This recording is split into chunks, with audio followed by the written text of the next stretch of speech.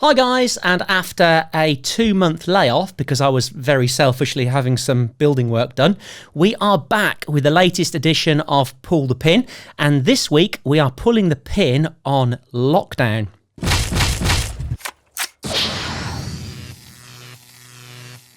So, what can I say about this week's guest?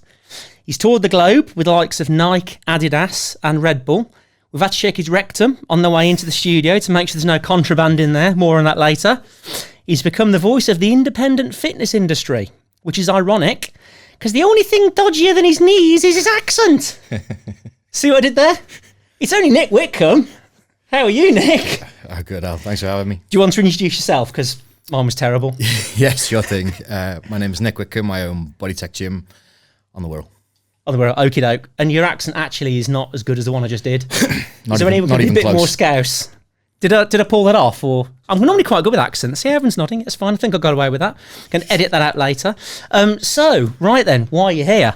As I said, you've become pretty much the voice of the independent gym industry. Do you want to give us like a quick overview as to sort of what's happened over the last How I ended few up there, months? Yeah, basically how you ended up as the voice of the gym industry. It's not as good now. It's gone really high pitched. Plus, I have to sort of do that as well when you. That's what we've got to do. Yeah, have to. Yeah, exactly. Yeah, have to do that. Yeah, exactly. Have to do the movements. So go on, tell us what happened this year, then, Nick. Where to begin? Tier 3, I suspect. I always knew this year would end in tears. Yeah, well and truly. So, See what I did there? Dad joke Doesn't matter. straight I'm in, here yeah. all week. We in Liverpool got pushed into Tier 3 before any other city and any other region in the UK, as you probably know. And leading up to these restrictions being enforced on Liverpool, we obviously heard about it in the news. There've been whispers about it on TV. And with the pending news of it coming, both of our mayors tweeted out and said, look, we haven't agreed to this package. It's going to destroy our city. It's going to take us back to levels of unemployment we're not seeing since the 1980s, which were extremely difficult times for Liverpool. And we were like, well, if our leaders are saying this, then this really must be catastrophic, what's coming for us. And Hasn't one of those subsequently been arrested as well? he has indeed. I thought he yes, had. yes. He's I believe Something completely unrelated. Yeah. Other mayors are available. I believe he stepped down though. He has stepped down, yes, after being arrested. Yeah, but for our leaders to come out and publicly say, look, we're completely against this, we haven't agreed to this, you know, that's, as far as politics go, that's a big deal. They don't usually point the finger at each other, especially, you know, within their own house. So we were concerned for that statement alone, but we were comforted by the fact that, as it stood, Tier 3 legislation stated that the closure of our industry, the health and fitness industry, would be up to left to local authority to decide. And we knew that we had the mayors on our side. We knew that we had our local MPs on our side. We're going to be fine, no problem. Now, the day before the restrictions were to come in, Boris made the announcements, and as part of the sectors that were to be forced to close, he mentioned our entire sector. Gyms, fitness facilities, leisure centres, all must close now. Which is really strange, because after Boris got COVID as well, he admitted again he was very overweight. It's quite common knowledge that you're more likely to have an adverse reaction to COVID if you're overweight, amongst other things like age and underlying illnesses and so on. But then he did a photo shoot in a gym after he came out saying he needed to lose weight and that gyms are really important up to this point. So it was kind of quite a contradictory thing to do. 100%. So at this point now, and I mean, I'm not too sure where the numbers sit now, but we were somewhere, I mean, in terms of COVID mortalities, the correlation between the mortalities and obesity was like 70-80% of cases. Mm-hmm. So like straight away we were like, hang on a minute, this just doesn't really make a whole lot of sense. So, and 90% of people, as of yesterday, 90% of people as well who have passed away have been over 65, which, you know, again, there'll be lots of people in that bracket that do use the gym, but it won't be the majority of people as over 65 using those type of gyms, I guess. Of course, yeah. So looking at it initially, we were like, this doesn't make sense, but obviously we're not qualified to make that kind of decision. So what do we do from here now? We banded together all the independent gym owners in Merseyside. We got everybody into a WhatsApp group and said, look, what do we do? What's the most tactical and sensible and safest way to move forward from this, knowing that this isn't right? Thing is, well, and that was a very difficult thing to do because, as you know, I've been spent 30 years in the gym industry, and as you know as well, a lot of gym owners don't get on, especially regionalised, you know, they really gyms. Yeah, they really, really, really do not get on. So that was, again, down to you, I think, really. There's been unity like we've never seen before. Yeah, with and this. that's one of the many silver linings that have fortunately come out of it. And as you say, we have, especially in Liverpool, we had a lot of hostility between the independent gyms, and the independent gyms hated the corporate gyms. Everybody hated each other. Yeah. You know, neglecting the fact that there is more than enough to go around. Like the fact that we're even in dispute with each other is nonsensical. Do you know what I mean? There's enough of a pie for everybody to get a slice and eat well. So who started that? Did you kind of make the call to everyone and say, look, we pulled a few people in and was like, look, yeah. You're friends with this guy, he's friends with that guy. Let's get everybody in and see if we can find a way forward. And within 30 minutes, everybody's sort of working together, right? I'm making suggestions, and everything was. Can you do Brexit next? Actually, do Brexit, then the Middle East, or the Middle East, then Brexit. Either or is fine. You don't want a gang of scousers hanging on Brexit. I promise you that. Couldn't do a worse job. No, you don't want that, though. Yeah. So anyway, you have those fish. We'll have these fish. You have don't that. fish We'll in the have middle. This. Yeah. As long as you've got chicken, Sorted. all right. That's Manchester. So we're the day before the restrictions now. Like, right, first things first, let's contact the MPs, let's contact the mayors, see what they say. We reached out, we got nothing back, and then they're publicly tweeting again, we didn't agree to this. It says in the legislation that this decision should have been up to us. We were given no choice. Now, we were like, is local authority lying or is central government lying? Because central government was still saying it was up to local authority. It's on them. Yeah. So they were both pointing fingers at each other, and we're like, who do we believe? Do we believe our city's leaders? Do we believe central government? And they don't make it easy to believe anyone, do they really? No, they don't. No, they don't at all. So we were left in the difficult situation of, do we believe local? Do we believe central? Do we go against the legislation? Do we stand with the legislation? Now, we looked at some of the numbers. We looked at government's numbers. We had a look on the Office for National Statistics, and at the time, the data that they published said that the health and fitness sector was responsible for only 1.7% of the entire country's the infection rate, and we had like hospitality at like 36%. Education was up there in the 30s as well. There's all these other sectors that were open that didn't have the health benefits that we did, but they were still allowed to remain open. So we're like, something's not right here at all.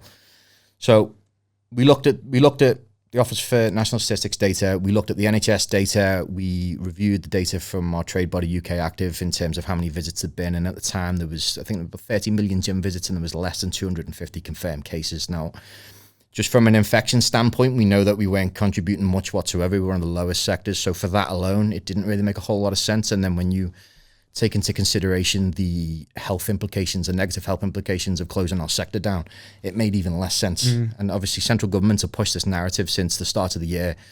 We must protect the NHS. We must save lives. Now, to be pushing that narrative all year long and then pulling out one of the fundamental pillars of support to the NHS at the same time, it was confusing, to say the least. You know, maybe there's something we're not aware of, but as it stands, all the data that we're looking at says that to close the health and fitness sector now is going to be catastrophic to national health. You know, it's going to be detrimental to both the physical and mental health of the nation. Economically, it's a catastrophe as well for the amount of jobs that were lost, and a good portion of those employed within our industry are first and second year PTs. Now, you needed 2 years accounts as a self-employed personal trainer for you to then qualify for the furlough. So we had tens of thousands of people that fell into the grey area where they get no support whatsoever. So we made the decision. We said, look, what do we do, guys? Do we stay open? Do we defy the law? Do we risk getting these fines? And at the time, we didn't really know how much they were going to be. And every single person in there, with no exceptions, was like, we have to do this. Yeah. Well, the fines were really low originally. I think in the first lockdown, people were getting fined like 30 quid, and you just think, you just pay the fine. Yeah. You know, there was no real deterrent, but I guess you found out then the second time round, the fine for the business staying open was, I guess, a lot more. Yeah. So did you get fined? Yes. So did you get fined more than once? We would have been, had they had their way, we had 21 visits in total from the police, which would have equated to, I don't know, you're talking surplus £150,000. Were any of them your members? Or had been your members? The police? Yeah.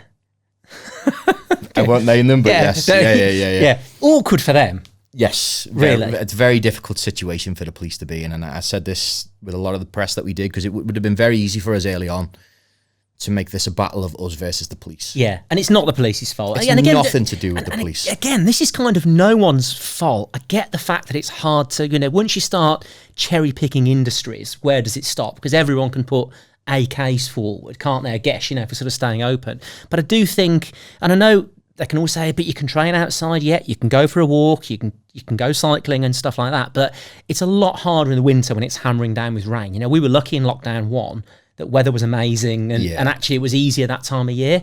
And a lot of people, again, still don't really have access to go out into the country and whatever. So, and it's fairly easy to social distance in a gym, to be honest, and clean stuff. Gyms are probably some of the cleanest places going anyway, because of people, wiping the benches down after they've used them. And, there's always, there were towels and sprays around, I'm guessing, before COVID even existed, people clean gyms. We were one of the last sectors in the entire country to open. So we opened on the 25th of July, I think it were.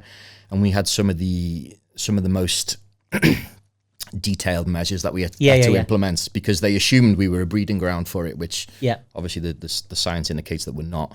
But we were still given these measures to put in. And in doing that, we've made them even safer than they were originally, and they were extremely safe. And that is testament to our entire industry and how everybody's banded together, and why we've contributed so little to the infection rate, whilst at the same time alleviating tons of strain off the NHS. So we never should have been opened last. We certainly should not have been closed again. And the fact that the video that I released the day before the restrictions were imposed, and I said, look, we're not closing. We can't. It's going to be catastrophic for so many different reasons, for the physical health implications, mental health implications, the economic implications. There's so many reasons why we shouldn't close. So we stayed open, and I put that video up, and that went viral straight away. That got millions of hits within 24 hours. That was crazy. And that is, there was nothing interesting in that particular video. So it's not as if people have shared it. It was pretty dull, to be honest, yeah, and I struggled. I still watch that now, and I'm struggling to stay awake. And then we had the police the next day, which is where things got significant exposure, should we say. So the police visited in the morning. They said, look, Nick, there's only 3 officers. We've come to give you your first official warning. There's no fines. He said, but we're going to come back tomorrow. We're going to give you your first £200 fine. We'll come back the day after that, give you £400, so on and so on. And I'm like, okay, no problem. That's no problem with us. We'll see you tomorrow. And did you pay those, or did you intend to pay those? Or Yeah. We would have. It was initially, it was just the principle. It was like, look, if we're all agreeing to do this in this chat, then whoever is subject to the first fines, we're going to split that between us. Okay. So it wouldn't have been me paying my fine or one of the other campaigners paying their fine. We'd have split that across the entire group. Okay. Because we figured that was the fairest way to do it. If we were all going to stand up, some people were in places where they get more calls because they're on a high street. Some people are tucked away nicely, and to share the risk. Yeah, okay. Yeah, it's a great idea. Between us, so the police come first day. They were really nice. Look, Nick, we know it's nonsense. We've seen what the mayor's tweeted. We know you shouldn't be closed, but, we're just doing it, ticking a box. I'm like, guys, don't worry about it. Do you know what I mean? No problem. We'll see you tomorrow. They left. 3 hours later, they come back, 7 or 8 officers, all from the armed division of the police, all equipped with the big fancy yellow holsters for the tasers and everything else. And it was a show of force, or at least intended to be. They come in once again. Nick, we're really sorry. We've been instructed from, way, way, way above our pay grade that we need to come and shut this down straight away. Mm-hmm. We need to come and we've been instructed to give you your first £1,000 fine if you don't shut immediately. And I'm like, I've got members in here right now. I'm not asking anybody to leave. I said, and we went on a bit of back and forth, and I said, tell you what, if you let everybody finish what they're doing now, I'm not asking anyone to leave or finish early. I'll close for the day and I'll reassess. Yeah. We can't do that, Nick. I'm really sorry. We're gonna, if you don't ask them to leave now, I'll have to issue the fine. And I was like, how much is the fine? It's £1,000. So what happened to 200? It's 1,000. I never got an explanation for that, by the way. I said, give me 1 minute. So I called a couple of the other guys from the WhatsApp group that we had, Thea and Chris. I said, look, I'm about to get the first fine. Are we definitely doing this, and we doing it together? Yeah, do it. No matter what. Gents, I'm going to have to take the fine. Yeah. Issue me with the fine. I said, if you don't mind, I'm just going to document this. I'm going to take a quick video of you and pan into the gym just to document where we are. I said, protect yourselves, make sure everyone's socially distanced, pull your mask up. They were super respectful with us as we were with them. Took a quick clip. I had a conversation with them. I said, look, how often can you give me these fines? Because they double on every visit.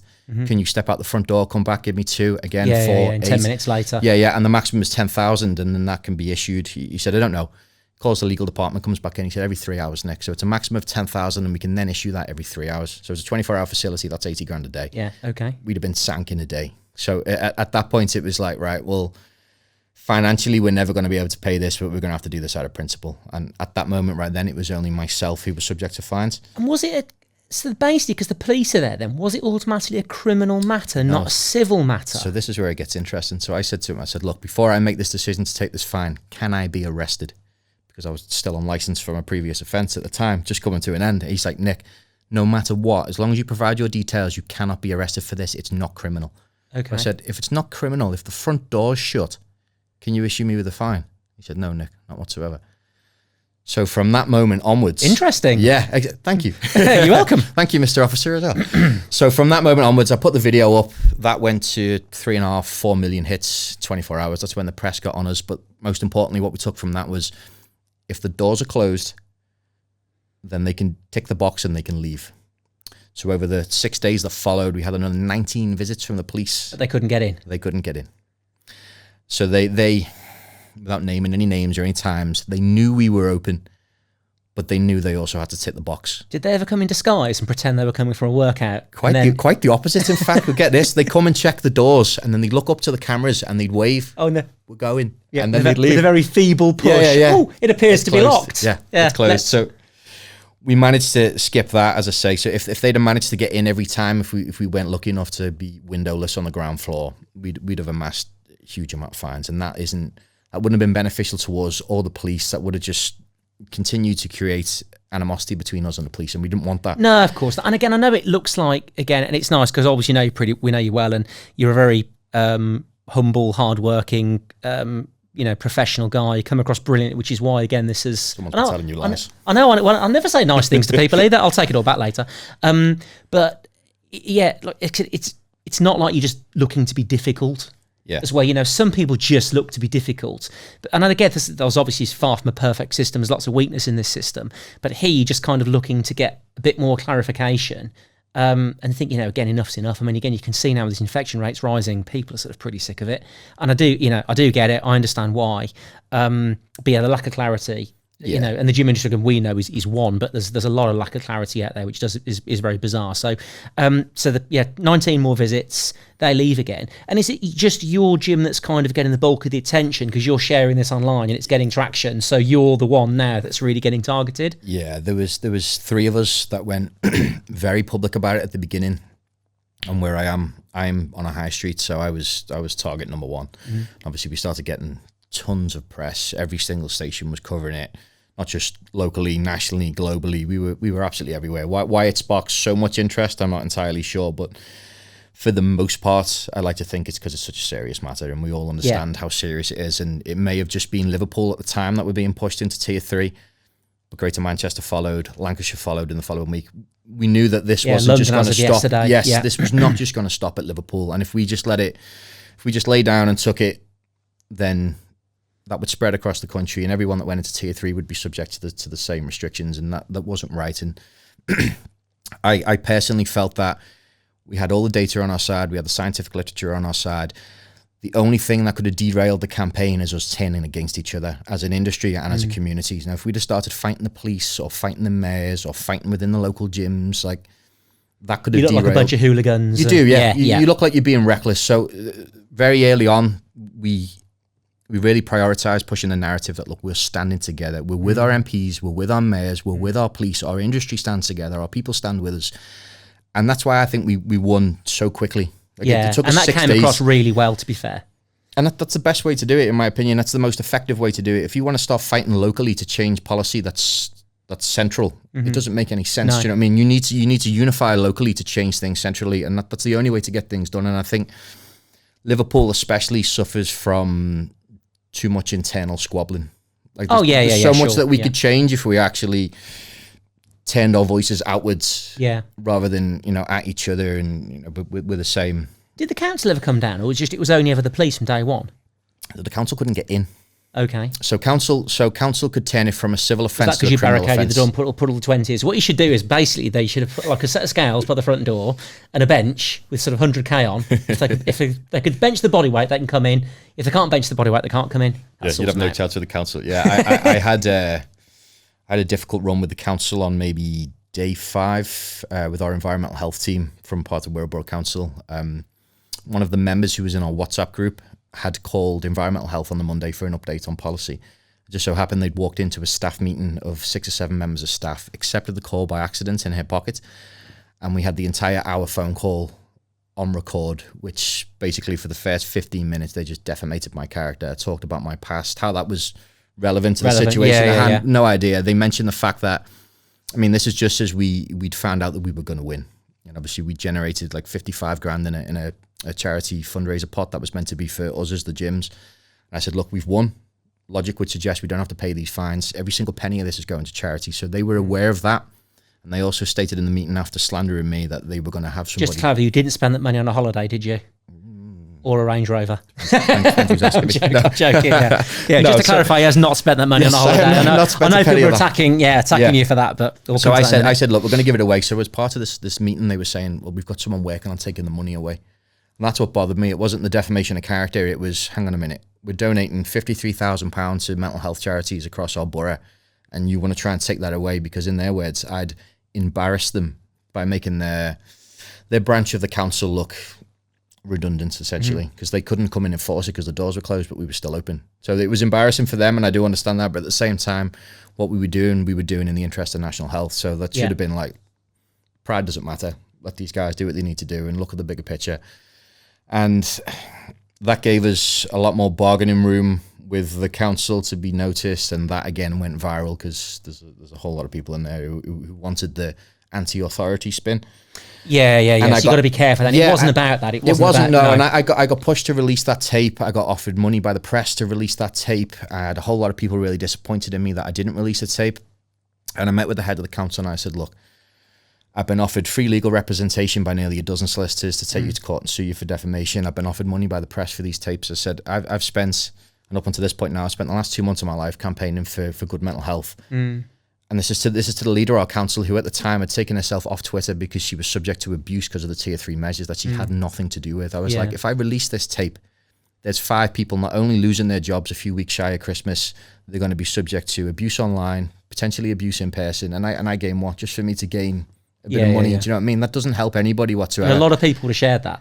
Yeah, exactly. And that would have destroyed 5 lives. 5 people likely have families just before Christmas. They probably never get a job in that similar sort of industry again. And that, what would I have benefited from that? You know what I mean? I'd take no satisfaction in ruining 5 lives after spending every hour of my life for the past 2 months campaigning for good mental health. That would make me and trying to save lives. Exactly. It made no sense to me, and a lot of people were disappointed in me that I didn't release that. But now I've got the council on side, the mayor's on side, £53,000 that we're going to use for charities. The council are going to contribute their services towards it, and we can make our borough at least a better place to live in. Do you know what I mean? And we can work together rather than, as I say, fighting each other locally.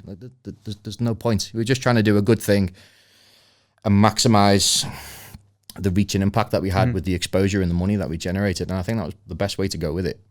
Absolutely fantastic that you've done that. And then obviously lockdown finished. I saw the debate in Parliament. I watched it again yesterday. It's quite strange when we won't mention his name, but the MP for he who shall not be named. He shall not be named. They've got a very pre-prepared script and just wasn't prepared to look at any of the evidence. In terms of gyms, but obviously now you're open.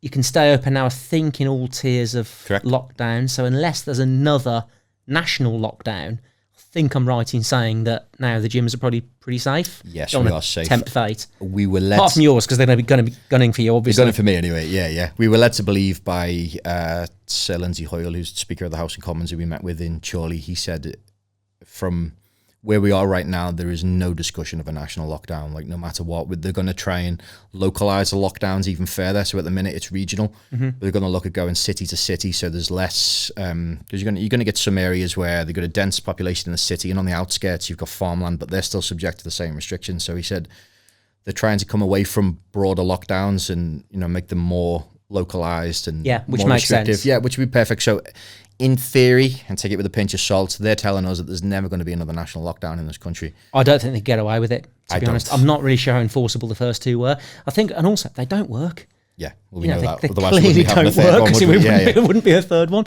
And I know it's probably the hardest sector to shut as well, but I think, education has got a lot to answer for. I think over the summer, everything stayed fairly low, even after the lockdown ended.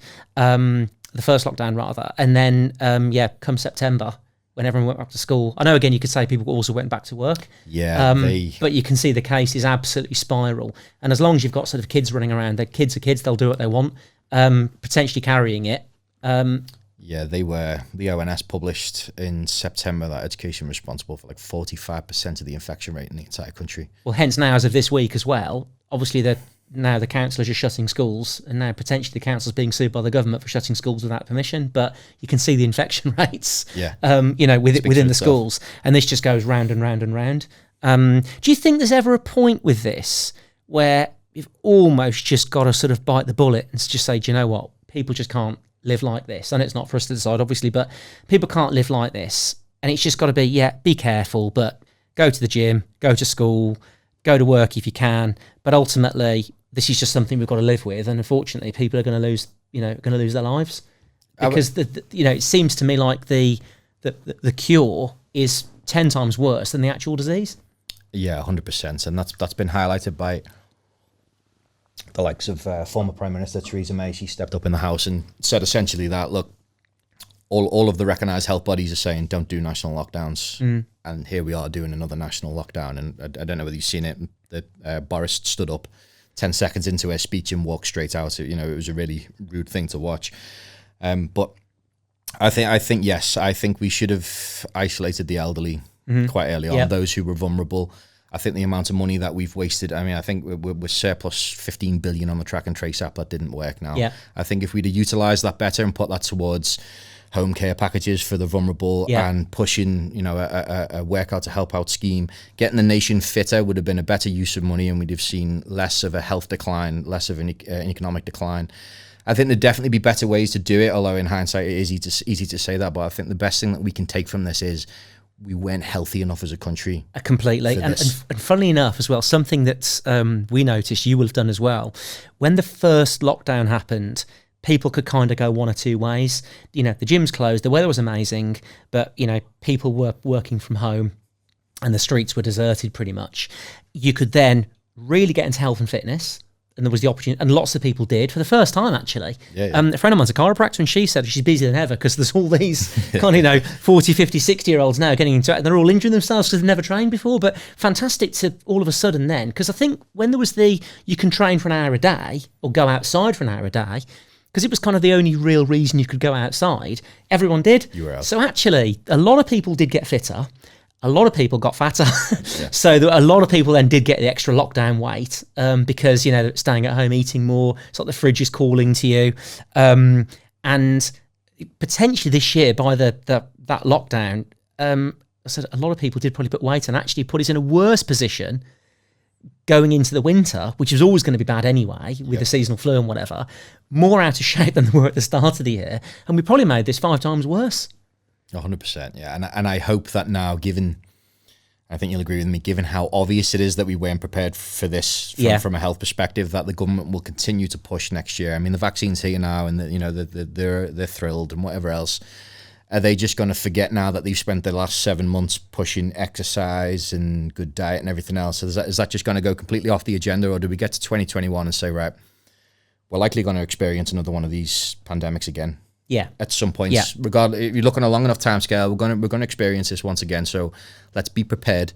What it will cost us to be prepared for this is going to be significantly less than curing it. Prevention is obviously significantly cheaper and more effective than cure. So all of 2021, I think if we don't see central government pushing health, pushing fitness, pushing a basic level of nutritional information across the channels that they have access to, I think that will be disappointing, to say the least. I don't see how they can't now, given everything that they've said for the last 6-7 months. But as you said before, trusting anything that governments say and trusting them to do the best thing is a little bit up in the air. The thing, I get it's an impossible decision, and again, why anyone would want to be a politician is beyond me, to be perfectly honest. Although you probably might have a good calling for one, I think, judging by the success you've had this year. But currently, you might not know about this actually, but there's something that the industry's facing now coming up called HFSS. And it's one of the reasons that we developed Carb Killer in 2015 was in line with government legislation to help people make better decisions regarding sugar. So obviously, people eating chocolate and sugary foods is a big thing. We developed Carb Killer in 2015 after 2 years of work to give people a healthier alternative to chocolate, basically trying to get sugar out of people's diets, because as we know, sugar's the enemy. Did that, and there's now legislation coming in force probably in the next year or so, which will be having a whole campaign starting next year, which James, our PR and comms expert, I'll never call him an expert again, but he's an expert, has been sort of working on in order to stop. And in a nutshell, this is going to be the government are targeting high-fat, salt and sugar foods, which is fair enough. How they're advertised and how they can be promoted. So, as you know, not having buy one, get one free and all this, and encouraging people to have more sugary food. Completely get all that. What they haven't thought of is they don't really distinguish between good and bad fats. And they're not distinguishing between artificial sugar and fruit sugars. And the way the legislation's put together, basically, Carb Killer have found their way into it. So we get penalised for bad stuff, and we're a chocolate-coated product, so we've got a saturated fat content. As we probably know, fat isn't necessarily the enemy. Excess calories are the enemy. But we get a sort of a slightly negative rating, only just based on the fat content. And then because of that, you get absolutely no recognition for all the good stuff. So we get no recognition for low sugar, nothing for high protein, nothing for the fibre content. So basically, as far as this legislation is concerned, we're the same as a Mars bar or any other chocolate bar, which has got potentially 30 times more sugar. But this is the type of just blanket, one-size-fits-all rule. So again, like I said, depending how this whole COVID situation finishes, if it ever does finish, we'll come out of that into almost like a nutritional crisis where, I mean, olive oil falls foul of it, you know, nuts will be in there because they're high in fat. And you think, who's making these decisions? Yeah.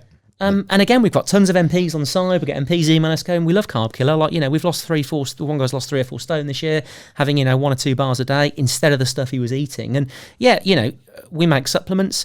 You don't need supplements if you've got a perfect diet.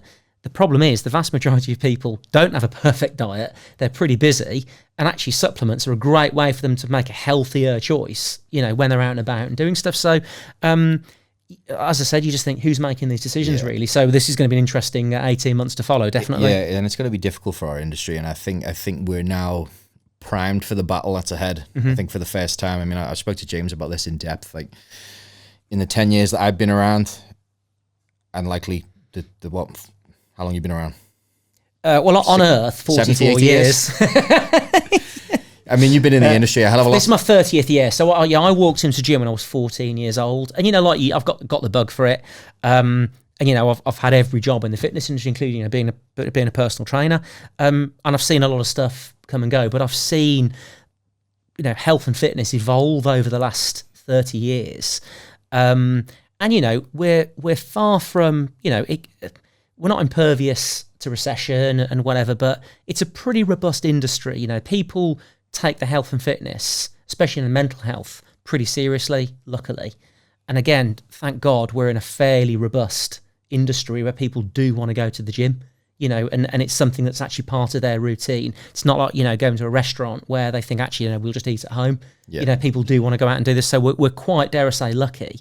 But I saw this, you wouldn't remember it, but I saw this years ago when VAT was introduced on gym memberships at the stroke of a pen, probably 15 years ago now.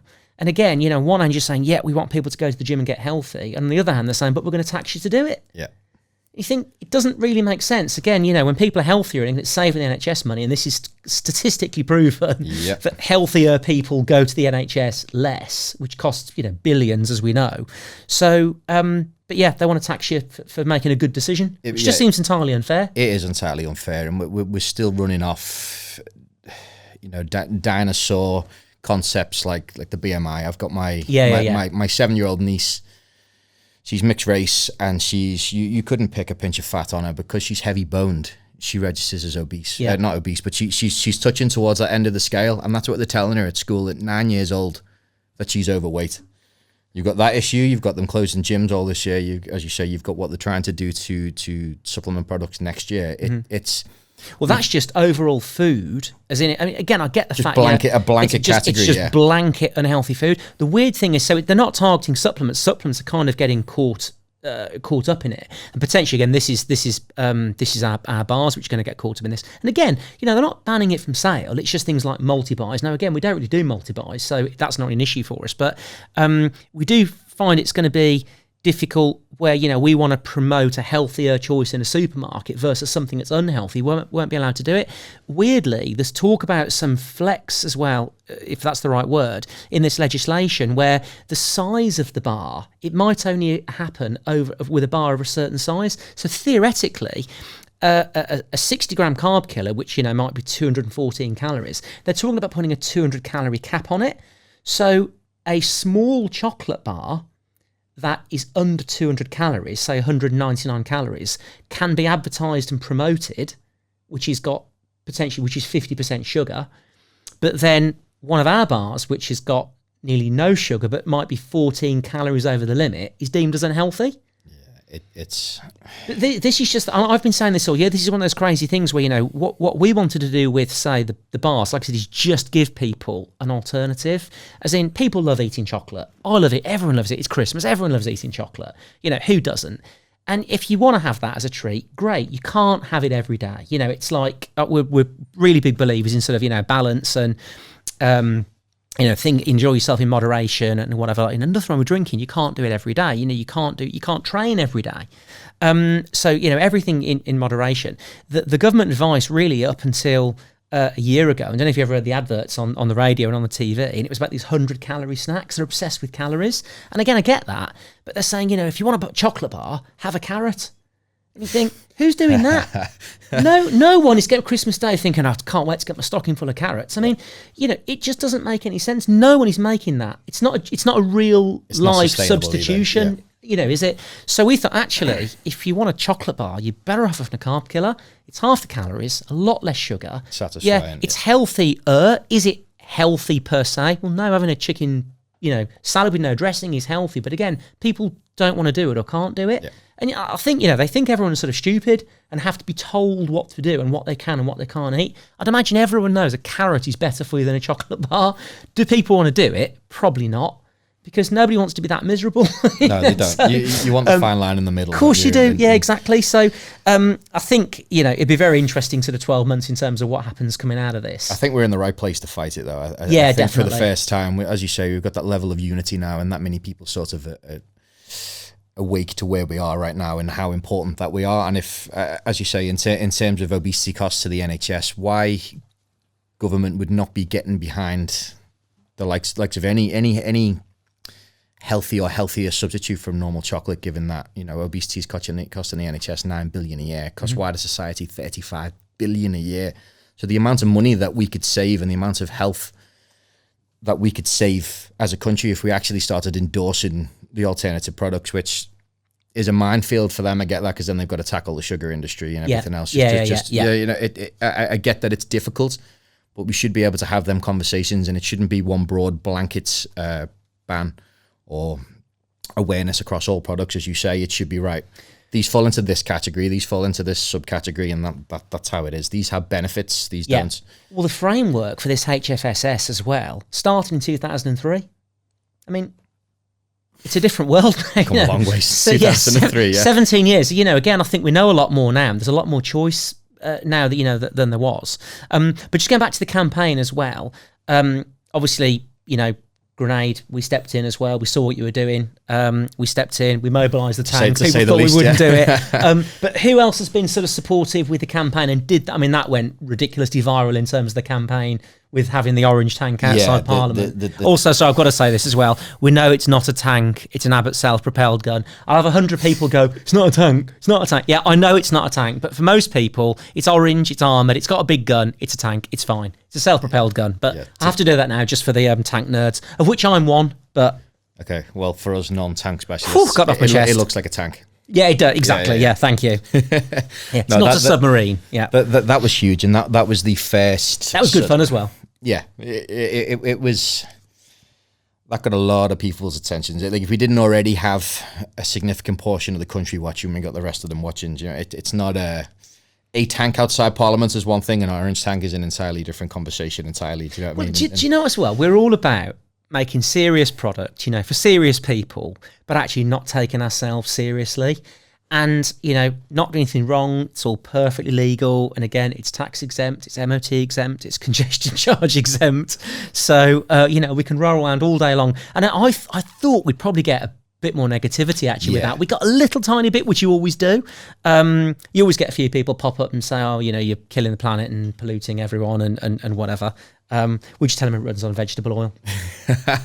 It doesn't, but they don't know that. You guys took a gamble, and that for me we did was, actually, yeah. That was the biggest thing for me, because as I'd said to James, like I'd spoken to several other companies who I won't name in this context, but I will in others, who were like, we really want to get involved, but we need to check with X, Y, and Z. We need to go through this red tape, that red tape. And I'm like, guys, I appreciate you saying that, but yeah, if you wait till that point, it's over. Like if it's a positive result, it's over. If it's a negative result, it's over. You're going to wait until the fight ended, and the entire industry, as you know, we're like, okay, who's going to step up for us? Who's going to represent the industry after having 5-10 years of perfectly smooth business where everybody's just, oh, we're for the people, everybody's for the people, you know, we care about our customers. Well, now is the time.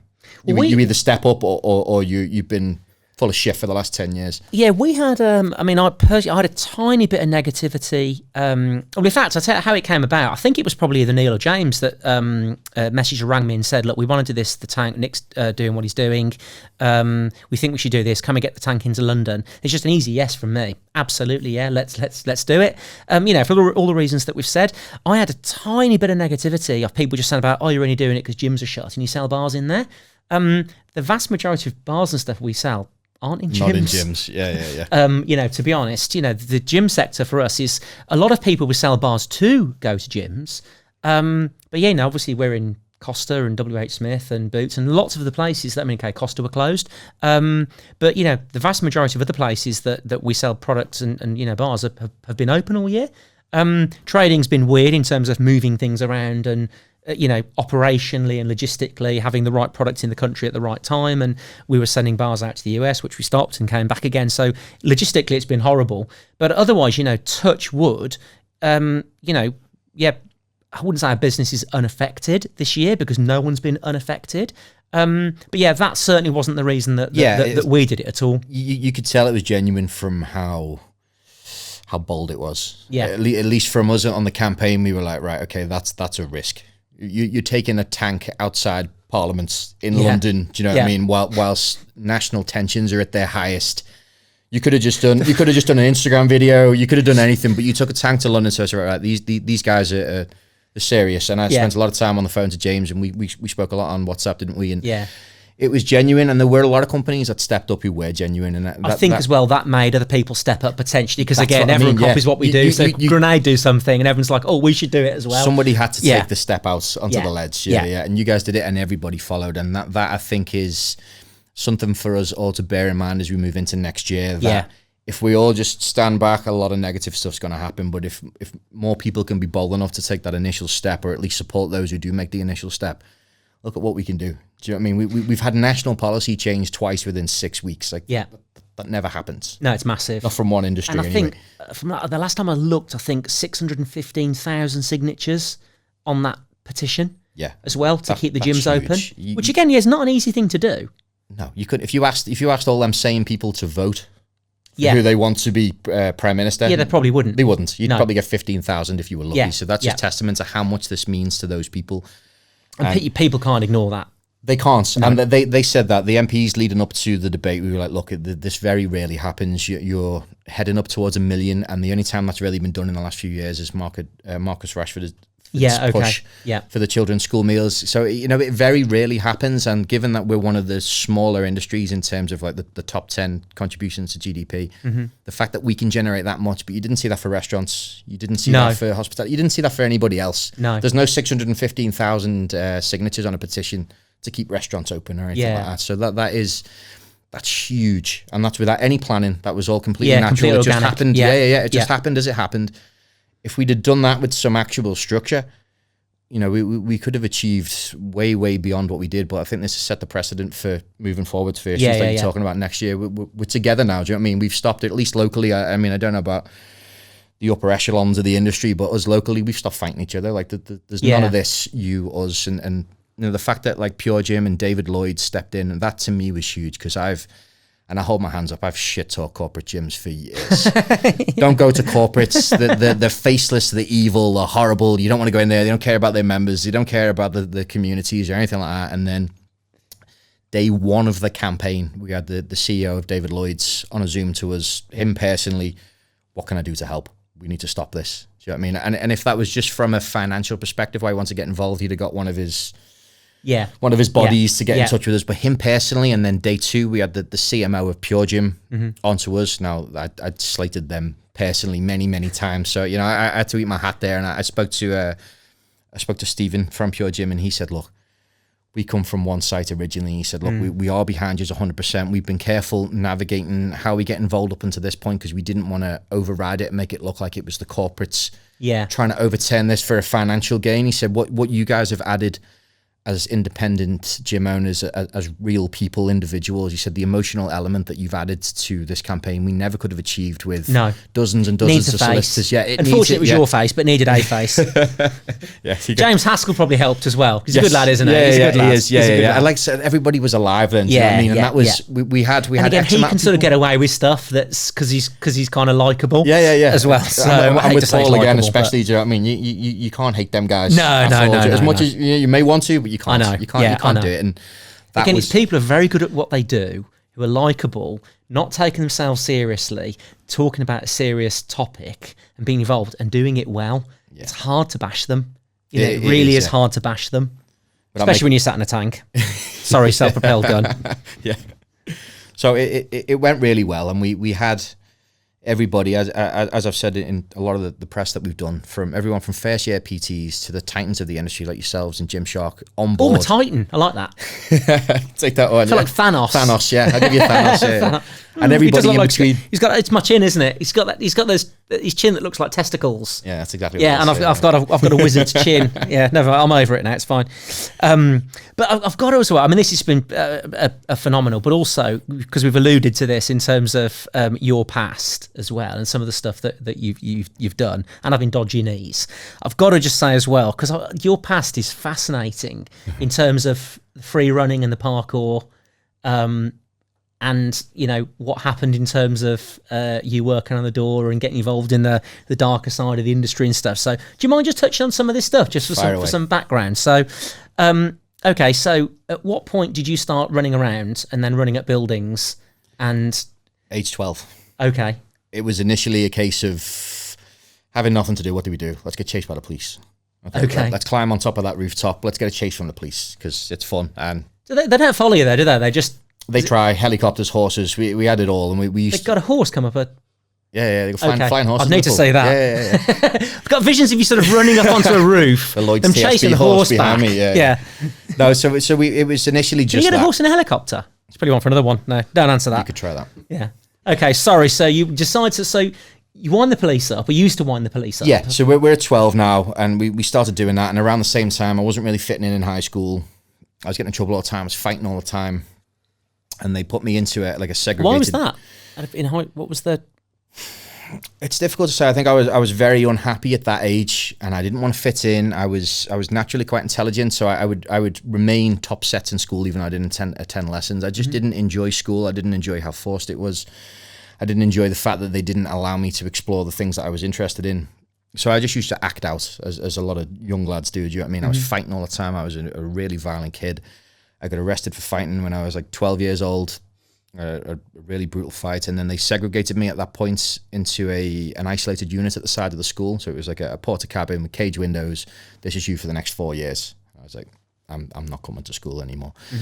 So I continued running from the police, whatever else. And we started to get noticed then by a little bit of press. And it was like, what are these guys doing? And it was at the time, you know, we just discovered that it was a sport that originated in the south of France called parkour, later to be known as free running.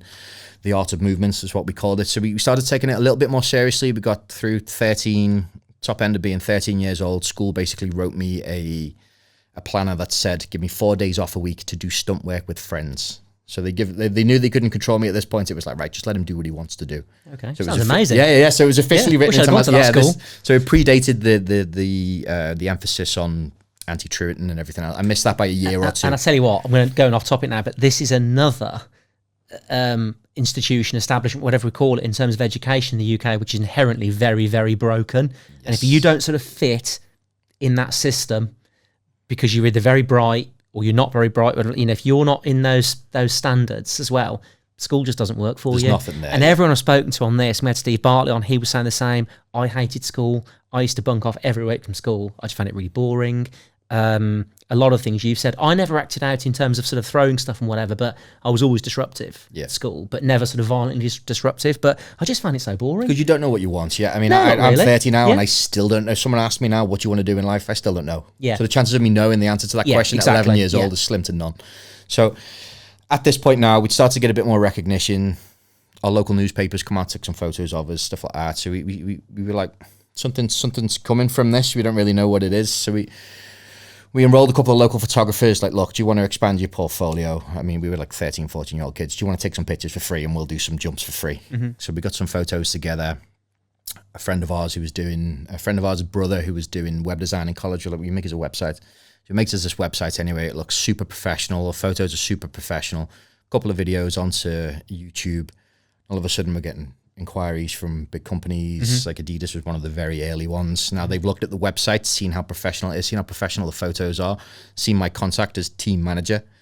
So I'm on the phones to like marketing directors at Adidas at like 14, 15 years old, trying to negotiate my way through contracts, having absolutely no idea what I'm talking about. And I'm Googling as I go. We don't, it never stops us. Yeah. So. So you just guess your way through, yeah. Pretty much, that's all Jenny does. Yeah. So we started getting all this big work, and then we went over to, I flew over to France on my own at 14. I met a load of guys on the internet. It sounds terrible. Sounds a bit seedy. Yeah, looking back on it now, I'm like 14-year-old kid goes to meet a load of American fellas in France. It's not. It could have not really. ended disastrously. But slightly suspicious. But we met them on the internet forum, and they were from North Carolina. I went over to France. I met them guys. I met the founders of the sport, and they were doing something that I'd never really seen before. So we were just jumping across rooftops. We were just doing dangerous stuff. It sounds a bit crap, but I've seen a lot of this as well, and it's fascinating to watch because it looks so effortless. Yeah, and it's inherently very difficult to lose. I love that, the art of movement. Yeah, it's difficult. Because it's beautiful to watch. It's an obstacle course, but you're multi-story high. So you know effortless. What I mean? Yeah. And you must be completely fearless. I'd shit myself across a lot of that stuff. Yeah, that's what I was getting to. So the guys that we met in France who founded it, we're used to just jumping roof gaps and a warm up. What should we go? Top of this building to that building? Yeah, let's do it. So we get to France and meets the founders who were a bit older than us. They were sort of like mid-30s.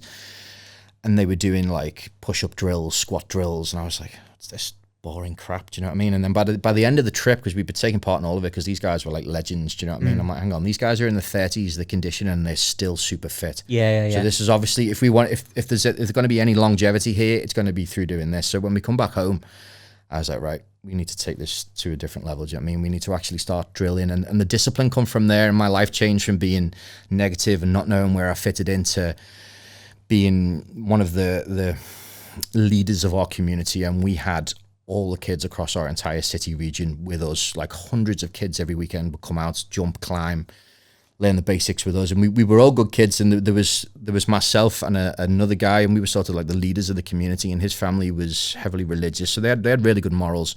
And you got to picture like 100 kids on a weekend, all come from like scallywag backgrounds, doing voluntary litter picks in the community and stuff off their own backs. Yeah. There's no adult figure there. Do you know what I mean? And that, isn't it, mate? You just hit the word. And again, I was thinking it before you even said it. It's that discipline. It just gave you some discipline that you just needed, that you weren't going to get at school by being shouted at. But I've said this time and time again with training. And again, when we had the banjos on, their discipline they got was through dancing. And stuff as well, and doing the dance. And if you can channel that somewhere in any form of training, whether it's dance, parkour, weight training, and I started weight training when I was like 13, 14, and again it just gave me the discipline of training at home, putting the weights, so I putting the weights out. It was just that it just taught me, I think, what school tries to force you to learn. Exactly, and if you can get people to sort of learn it on their own, it's really powerful. And if you can apply that then to the other aspects of your life, just that bit of discipline. You kind of set at an early age, it's really powerful. I'm a big believer that actually people who train from an early age will always train. The training might change depending what you want to do, but you'll always do something. It's the I think it's very rare. It sets it really, it's like that, the Navy's seen analogy of making your bed in the morning. It's the first thing you should do, because then it puts you in that task orientated, good decision making for the day of just getting stuff done, basically. 100%. And from there, it kind of escalated really fast, and we got a good team together. We were getting big jobs across the world. We were doing adverts, music videos. We had huge sponsors. We were sponsored by Puma for a while, Converse. Like, we lived a phenomenal life very early. So we're being flown around the world at like 16, 17 on business class. Do you know what I mean? Keep in mind, for the first early years, I still should have been in school. And we're floating around other countries on movie sets. And it's a surreal experience. And we met so many interesting people. And the unique thing about parkour was that everybody kind of shared that same mentality because of the level of discipline that it took to actually take the sport seriously. Everybody that you met was on a sort of similar frame of mind. So we could travel anywhere in the world and we'd have somewhere to stay. I had guys stay at my house from like all over America, Mexico, all across Europe, because we were all on this forum. We all wanted to train with each other. And it was like, well, if I fly to England for a week, can I stay with you? If you fly to America, you can stay like with a us. community. Yeah, so we built this massive community. And then coming towards the end of that was like 2010, 2011, my knee started to give up. And then I went to my GP. I said, look, this is my issues. This is my career. What can I do? He said, well, you either take a year off, let them heal, or you keep going as you are. You'll need surgery and that'll put you off for at least 2 years. So I was like, okay, I've got no choice but to take some time out. So I stepped back from the performance side of things, managed a team for a little bit, joined a local gym. I was like, right, I need to do something. So when you've got bad knees, what do you need to do? Bodybuilding, that'll sort them out. Yeah, so I mean, the idea was to strengthen everything up and just stay fit, just try and keep my mental health good whilst I go through the rehab. So it was just going through the motions, joined a gym for the first time.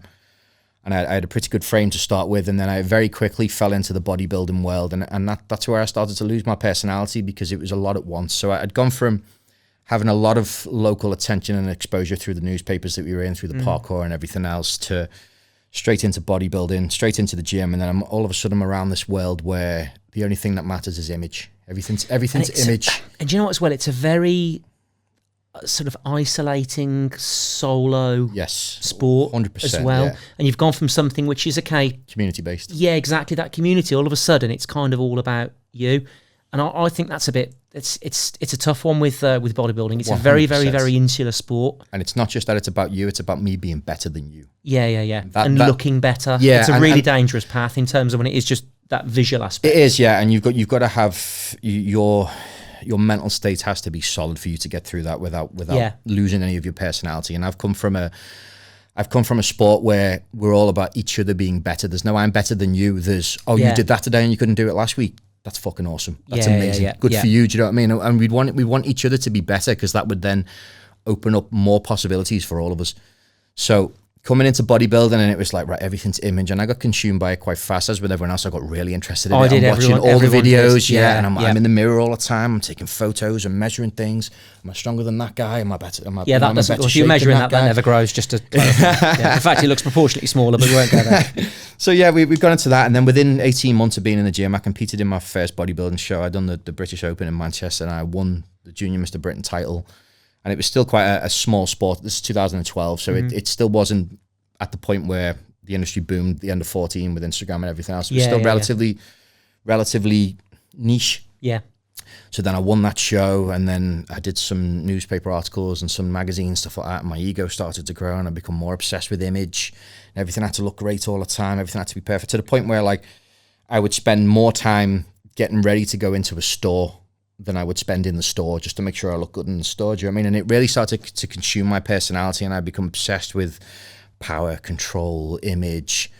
And then that kind of escalated to then I started working on the doors in Liverpool. Not because I wanted the money, it just become like a cool thing to do. I did that. It becomes the next step. Yeah. Doesn't it? It's a cool thing to do, yeah. And then I'm having my shirts like tailored around the arms so they're even tighter. I've got a big skinhead. I'm snarling at people because obviously my eyesight... I never needed to do that.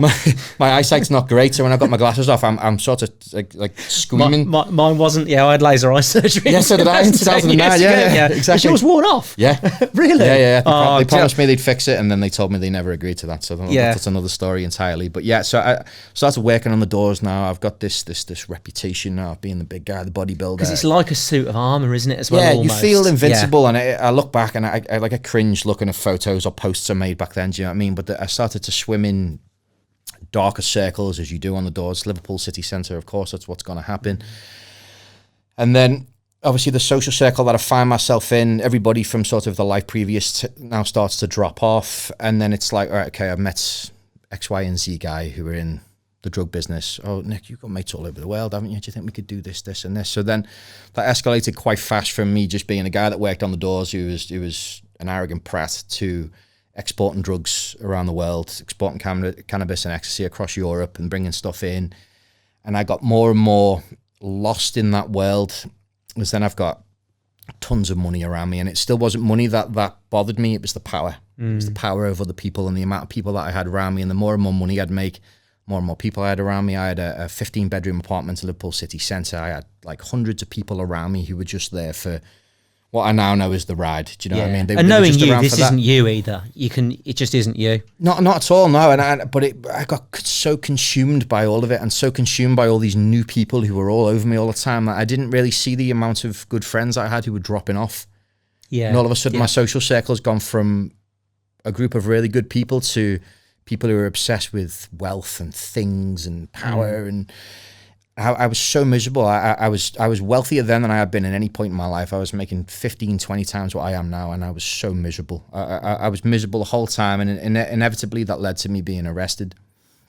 And then I was given 6 years to serve 3 years for importing cannabis and ecstasy to Jersey. And then I go to jail, and that process, and just let me say, going to jail is probably the best thing that could have ever happened to me. It was either I ended up shot dead, or I ended up with a much bigger sentence. The fact that I got arrested at that time and went to jail, I think, is a blessing for me personally.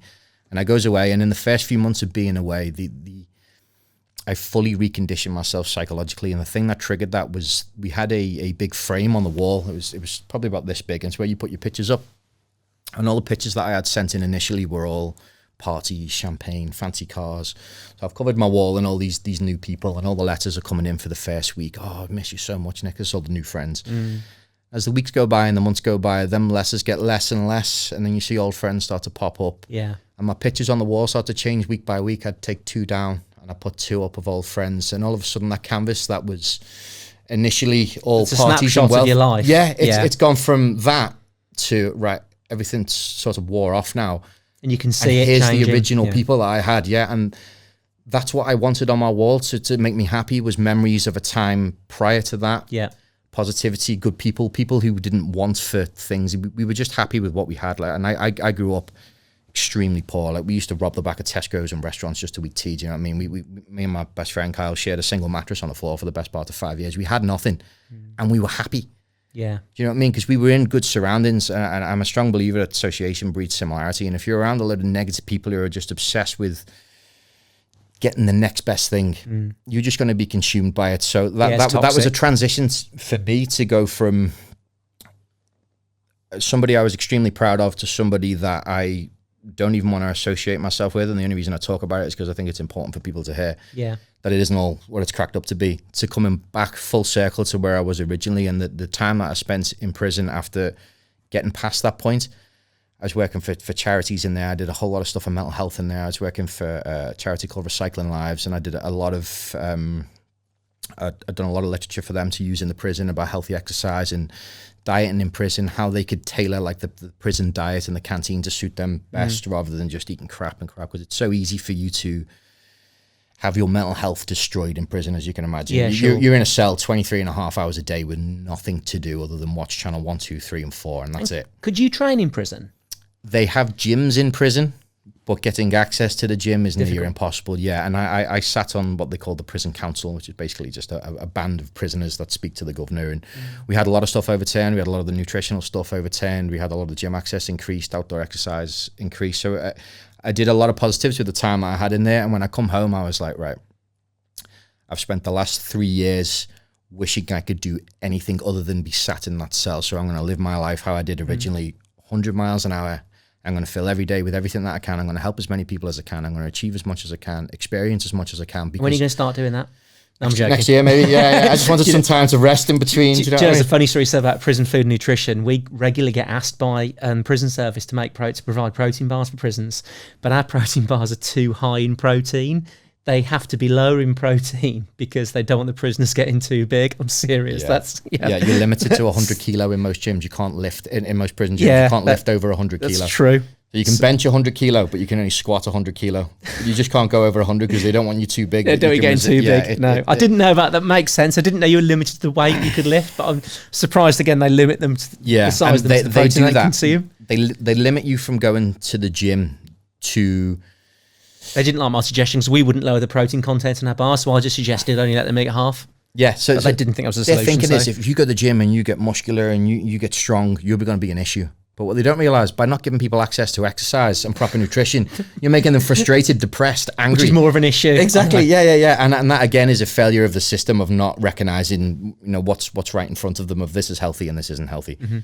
And I think, at least my goal for next year is to just try and increase that awareness and try and bring information to those who clearly don't have it of how important we are. Do you know what I mean? Because the mental health of this country at the minute's in tatters. We were sat at, in March, we were at 9.6% nationally. We're at 19.2% now. We've more than doubled. We got suicides at an all-time high. So the topic of conversation moving into next year, I think, should be mental health and the benefits of our industry that expand beyond just the muscular. Do you know what I mean? Looking more internally than we do externally, because you can look great externally.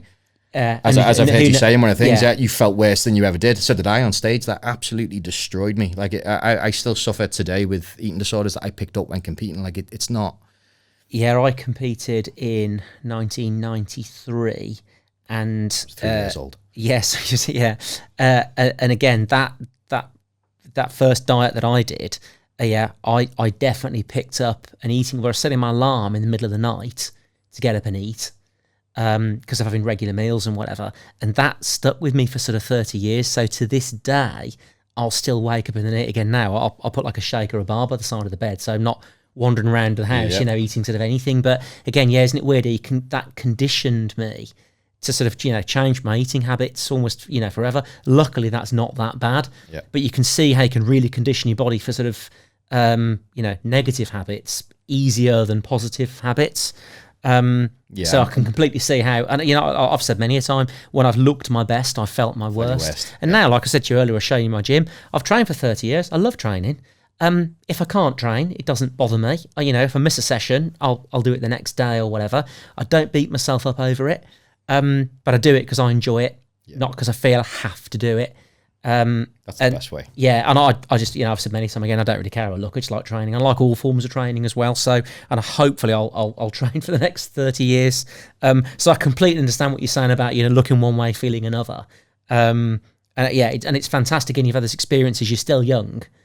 And actually you can apply all that stuff you've learned. Life's about learning, and you've learned so much, but aren't you glad you learned it now than in 20 years time? Oh, 100%. Yeah, 100%. So what do you think's going to be next for you in future then? So what's next? So I've got a little snippet here that says Brian Rose has approached you. Yes. Brian reached out. Brian backed the cause really well, to be fair to him, and he brought a whole lot of exposure to it. Regardless of his political views, the exposure that he brought to the campaign was huge. Yeah. And he's currently second in the running for London Mayor, and he reached out and he said, look, will you be my... I forget the exact term he used, but he wants me to be his fitness guy, basically. Yeah. Okay, like an advisor to the fitness industry. Yeah. His health and fitness advisor, if he was to be made Mayor of London. Now, I've had a few similar offers, and our local council and Labour had indicated, similar sort of feelings, but I don't know if that's the best way for me to go in terms of reach. It seems like, as you said at the beginning of this podcast, it's not a career you'd wish on anybody. No, at all. And no matter what you do, you're going to annoy X amount of people. You're going to please X amount of people. You're not going to get job satisfaction, I don't think, because you're going to be subject to so much stick no matter what you do. And the thing is, now you've picked up this enormous social media following, which again, there's pros, but there's cons.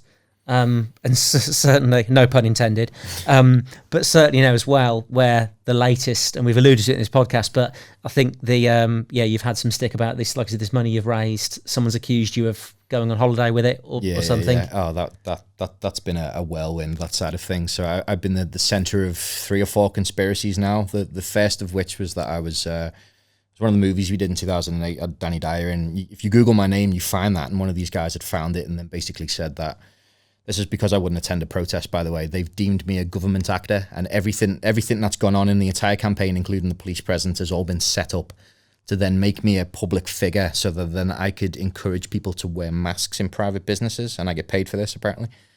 Yeah. You look as lost as I was when I heard it. Yeah. It's almost as bizarre as you nearly being in a Harry Potter film, but you look too old. Yeah, too old for that one. Yeah, I looked 2 or 3 years older than I was meant to be. Yeah.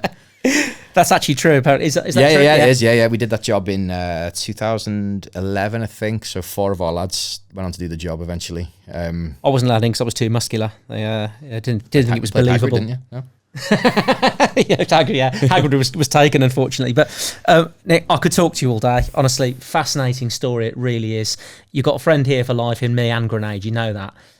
Can't thank you enough for what you've done for the industry. Incredibly selfless as well, what you've done. You come across brilliantly. I'm so glad you come today and done this and sort of got the story out there as well. An absolute pleasure. And I feel we could have a part 2 coming on as well, because there's so many tangents we could have gone off there. But thanks so much for all you've done. Thank you, Al. Thank you to everybody at Grenade who's been behind us the whole way. Anytime. Brilliant. Thanks. Thank you. So that was the latest edition of Pull the Pin with me, Alan Barrett. And this week we had Nick Whitcombe. What a legend. And if you've enjoyed listening to this as much as we've enjoyed making it, then remember to subscribe, and we'll be back with you soon.